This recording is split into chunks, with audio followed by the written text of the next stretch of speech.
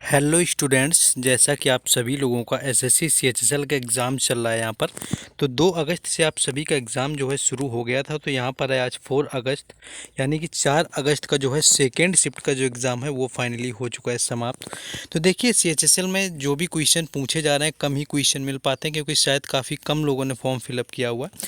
लेकिन जो भी मिल पाया सारा यहाँ पर डिस्कस करने वाले हैं 4 अगस्त का सेकेंड शिफ्ट का। और हमेशा की तरह से कहना चाहेंगे कि अगर आप लोगों ने वीडियो को लाइक और शेयर नहीं किया है तो आप लोग करते हुए चला करिए, ताकि हमें भी थोड़ा मोटिवेशन मिलता रहे। तो चलिए पहला क्वेश्चन देखेंगे। पहला क्वेश्चन था कि जो फर्स्ट डीप T20 चैंपियनशिप कौन सा राज्य ने आयोजित किया हुआ है। तो यहाँ पर अगर फर्स्ट, यहाँ पर अगर डीप T20 की बात करें तो डीप T20 से मतलब है कि जो आपकी बधिर T20 कप है, यानी कि बहरे लोगों की जो प्रतियोगिता होनी है T20 विश्व कप, उसको किस राज्य ने पहली बार आयोजन किया हुआ है। तो अगर इसकी बात कर लें तो पहली चीज़ तो इसका जो राइट आंसर है वो केरल हो जाएगा। यानी अखिल भारतीय बधिर खेल परिषद ने कहा हुआ है कि अंतर्राष्ट्रीय बधिर खेल समिति से पहली बार विश्व बधिर T20 क्रिकेट चैंपियनशिप 10 से 20 जनवरी 2023 के बीच केरल में कराने की मंजूरी मिली हुई थी। तो केरल इसका राइट आंसर हो जाएगा, जिसने कि फर्स्ट डीप T20 चैंपियनशिप आयोजित करने वाला भारत का पहला राज्य बन गया है। नेक्स्ट क्वेश्चन है। नेक्स्ट यहाँ पर अवार्ड से क्वेश्चन पूछा गया था कि 2022 में किस भारतीय संगीत को ऑस्कर अवार्ड से सम्मानित किया गया। तो यहाँ पर नाटू नाटू जो सॉन्ग आया हुआ था, यहाँ पर राइट आंसर हो जाएगा। यानी अकादमी अवार्ड समारोह में तेलुगु फिल्म RR के गाने नाटू नाटू को ओरिजिनल सॉन्ग कैटेगरी में ऑस्कर अवार्ड मिला हुआ है। यानी कि यहाँ से बात कर लें तो एक मूवी आई थी रामचरण, और यहाँ पर आई थी रामचरण की और एक और जो एक्टर थे MS राजमौली की मूवी थी, जिसका नाम था RRR के नाम से आई हुई थी, जिसका एक सॉन्ग था नाटू नाटू। उस सॉन्ग के लिए यहाँ पर ऑस्कर अवार्ड दिया गया है 2022 के अंदर ओरिजिनल सॉन्ग की कैटेगरी के अंदर। नेक्स्ट क्वेश्चन आगे देखेंगे हम लोग, जो क्वेश्चन पूछा गया था। नेक्स्ट क्वेश्चन देखिए, पूछा गया था यहाँ पर आपका कि जो 75 नंबर का गणतंत्र दिवस हुआ था, यानी कि 75वें गणतंत्र दिवस के यानी इंडिपेंडेंस डे की थीम क्या रही हुई थी, क्या थीम रखी गई थी 75वें गणतंत्र दिवस की। तो यहाँ पर देखिए, केंद्र सरकार के द्वारा जो गणतंत्र दिवस की थीम थी परेड झांकी को, वो 3 थीम यहाँ पर रखी गई थी। यानी कि 3 जो थीम थी उनको रखा गया था, यानी कि आज़ादी के 75 साल एक रखा गया था, दूसरा रखा गया था अंतर्राष्ट्रीय ज्वार बाजरा वर्ष, और तीसरा नारी शक्ति का प्रस्ताव रखा गया था। तो यहाँ पर बात करें तो जो गणतंत्र दिवस की परेड थी उस श्रृंखला में जो 74वीं परेड रही हुई थी, इसमें केरल, कर्नाटक, तमिलनाडु, महाराष्ट्र और त्रिपुरा इत्यादि की जो झांकियाँ थीं, इनका जो प्रमुख उद्देश्य था वो नारी शक्ति रहा हुआ था। यानी कि नारी शक्ति यहाँ पर इसकी थीम रखी गई थी, जो कि राइट आंसर हो जाएगा। नेक्स्ट आगे बढ़ेंगे हम लोग। आप सभी लोगों को जैसा कि पता है कि एसएससी के अंदर क्या होता है कि एग्ज़ाम में क्वेश्चन मोस्टली रिपीट होते हैं। तो 2023 के अंदर जो भी एग्ज़ाम हुए हैं, जिसमें कि एसएससी MTS 2022 है, एसएससी CHSL 2022 है और एसएससी CGL 2023, तो ये 3 एग्ज़ाम 2023 के अंदर हो गए हैं।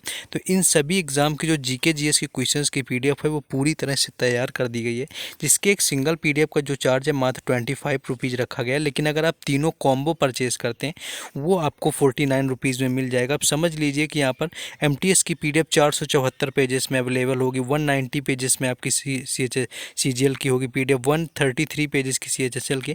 तो आप समझ सकते हैं पूरा E-बुक आपको मिलने वाला है PDF के अंदर। 49 रुपीज़ ज़्यादा नहीं है 3 के लिए, और आपके सभी एग्ज़ाम के लिए, चाहे वो MTS हो, चाहे CHSL और चाहे वो आपका दिल्ली पुलिस हो, सभी के लिए उपयोगी है। तो व्हाट्सएप नंबर दिया हुआ है, इस पर कॉन्टेक्ट करके आप यहाँ पर परचेस कर सकते हैं। नेक्स्ट क्वेश्चन आएंगे। नेक्स्ट जो क्वेश्चन आगे देखा गया था, एक देखिए यहाँ पर लंदन हाउस से आया हुआ था कि जो लंदन हाउस था वो किसने बनवाया हुआ था, किसने उसकी स्थापना की हुई थी। तो श्याम जी कृष्णा वर्मा थे, इन्होंने 1905 में इंडिया हाउस की स्थापना की हुई थी लंदन के अंदर। तो लंदन के अंदर इंडिया हाउस की बात की गई थी। पहले भी ये क्वेश्चन आ चुका है एसएससी के अंदर, रिपीटेड क्वेश्चन है कि जो इंडिया हाउस है उसकी स्थापना लंदन में किसके द्वारा की गई थी। तो श्याम जी कृष्णा वर्मा है 1905 में इन्होंने की थी, जो कि राइट आंसर हो जाएगा। और इनसे बात करें तो यह उस समय ब्रिटेन में भारतीय छात्रों के बीच कट्टरपंथी राष्ट्रवादियों के लिए भारत के बाहर एक बैठक बिंदु थी, और क्रांतिकारी भारतीय राष्ट्रवाद के लिए सबसे प्रमुख केंद्रों में से एक रहे हुए थे। उन्होंने 1881 में बर्लिन कांग्रेस ऑफ ओरिएंटलिस्ट जो था में भारत का प्रतिनिधित्व किया हुआ था। तो ये जो क्वेश्चन है पूछा गया था। तो अगर जिनका एग्ज़ाम था और कोई भी क्वेश्चन ऐसा लगता है कि जो कि आज के एग्ज़ाम में नहीं पूछा गया था, तो वो लोग कमेंट के माध्यम से बता सकते हैं। सकते हैं। नेक्स्ट क्वेश्चन देखिए पूछा गया था कि राजस्थान का लोक नृत्य इनमें से कौन है। अगर राजस्थान के लोक नृत्य की बात करें तो एग्जैक्ट ऑप्शन तो इसके नहीं मिल पाए, लेकिन और भी क्वेश्चन है, जैसे कि एक ढोल नृत्य होता है जो कि राजस्थान से ही संबंधित होता है और यह जालौर क्षेत्र में पुरुषों के द्वारा किया जाता है। झूमर नृत्य तो सभी को पता होगा जो कि राजस्थान का है, जो कि हाड़ौती क्षेत्र में स्त्रियों के द्वारा किए जाने वाला है। डफ नृत्य की बात करें तो यह शेखावटी क्षेत्र में किया जाता है पुरुषों के द्वारा। बाकी अगर चंग या डफ नृत्य की बात की जाए तो यह नृत्य आपका शेखावटी क्षेत्र में होता है जो कि पुरुषों के द्वारा किया जाता है। तो एग्जैक्ट जो आंसर है, यानी कि एग्जैक्ट कौन सा नृत्य पूछा गया था ये नहीं पता चल पाया, लेकिन जिनका एग्जाम था तो शायद वो जान रहे हो। उसके साथ घोड़ा नृत्य पूछा गया हो, आपका अग्नि नृत्य पूछा गया। तो ये सारे जो नृत्य हैं ये राजस्थान राज्य से संबंधित हैं जो कि पूछे गए थे। नेक्स्ट क्वेश्चन, इसमें एक दो क्वेश्चन में डाउट है जो कि स्टूडेंट्स के द्वारा भेजे हुए हैं कि एग्जैक्ट क्या था क्वेश्चन, कि दिल्ली को राजधानी किस वर्ष बनाया गया था। अगर जिनका एग्ज़ाम था देकर के आए हैं तो वो लोग कंफर्म करेंगे। तो जो भारत की राजधानी दिल्ली को बनाने का जो फैसला है वो 11 दिसंबर 1911 को जॉर्ज पंचम ने दिल्ली दरबार में लिया हुआ था और 13 फरवरी 1931 को दिल्ली भारत की राजधानी के तौर पर काम करना शुरू किया हुआ था। गवर्नर जनरल जो लॉर्ड इरविन ने दिल्ली को भारत की राजधानी तौर पर घोषित किया हुआ था और उन्होंने उद्घाटन भी इसका किया हुआ था। नेक्स्ट एक उपवेद से क्वेश्चन पूछा गया था, इसका देख लेना है, सभी लोगों को आया था कि नहीं बता देंगे कमेंट बॉक्स में कि ऋग्वेद के उपवेद में क्या है। तो अगर ऋग्वेद के उपवेद की बात करें, देखिए ऋग्वेद का जो उपवेद होता है वो आयुर्वेद है। यजुर्वेद के अगर उपवेद की बात करें तो ये धनुर्वेद है। सामवेद की बात करें तो ये गंधर्व वेद है और अथर्ववेद की बात करें तो ये शिल्प वेद है। तो ये चारों वेद के उपवेद हैं जिनसे कि क्वेश्चन पूछा जाता है। तो ऋग्वेद के उपवेद को लेकर थोड़ा यहाँ पर आपका थोड़ा मतलब आपसी मतभेद भी यहाँ पर रहे हुए हैं। नेक्स्ट क्वेश्चन आगे देखेंगे हम लोग। नेक्स्ट एक व्यास सम्मान से रिलेटेड था कि समान नागरिक संहिता का आपका था कि समान नागरिक संहिता का अनुच्छेद कौन सा है। तो समान नागरिक संहिता की बात करें तो भारतीय संविधान का जो भाग 4 है उसमें अनुच्छेद जो 44 दिया गया, यानी कि आर्टिकल जो 44 दिया गया है, ये समान नागरिकता जो आपका सिविल जो आपका सिविल कोड आया हुआ है उससे संबंधित पूछा गया था। तो आर्टिकल जो 44 है यानी कि अनुच्छेद जो 44 है इसका राइट आंसर हो जाएगा, जो कि अनुच्छेद से आपका संबंधित होता है। नेक्स्ट क्वेश्चन ये पूछा गया था कि कौन सी चीज़ें इनमें से भारतीय मानसून को प्रभावित नहीं करती हैं। तो भारतीय अगर मानसून की बात करें तो जैसा कि सभी को पता होगा, तो यहाँ पर ऑप्शन एग्जैक्ट नहीं लेकिन पता चला था कि सहारा का मरुस्थल दिया हुआ था। तो अगर सहारा का मरुस्थल ही आपका राइट आंसर हो जाएगा, क्योंकि जो बाकी चीज़ें होती हैं वहाँ पर दी हुई थी जैसा कि पता चला। इसका भी भारतीय मानसून में कोई खास रोल नहीं होता है, यानी कि प्रभावित नहीं करता है।